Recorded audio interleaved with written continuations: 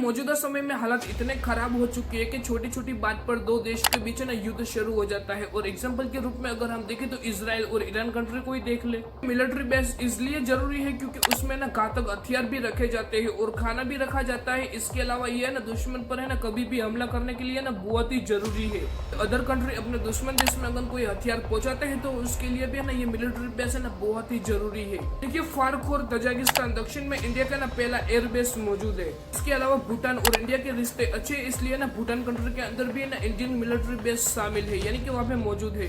इसके अलावा जो मॉरिशस जो कंट्री है वहाँ पे भी ना भारतीय का सैन्य ठिकाना मौजूद है जो कि समुद्र की ना रक्षा और उसकी निगरानी करता है। कि ओमान के रस अल हद में भी है ना भारत का एक सैन्य ठिकाना मौजूद है। तो देखिए ओमान कंट्री के अंदर जो आर्मी का जो अड्डा है वहाँ पे है ना जो एयरप्लेन होते हैं और इंडियन वायुसेना और जो इंडियन नेवी के जो जहाज होते हैं उनके ना मरम्मत होती है। इसके अलावा सिंगापुर कंट्री में भी इंडिया का एक आर्मी बेस मौजूद है। इसके लिए हम जान सकते हैं कि भारत की जो विदेश नीति है वो कितनी सटीक है।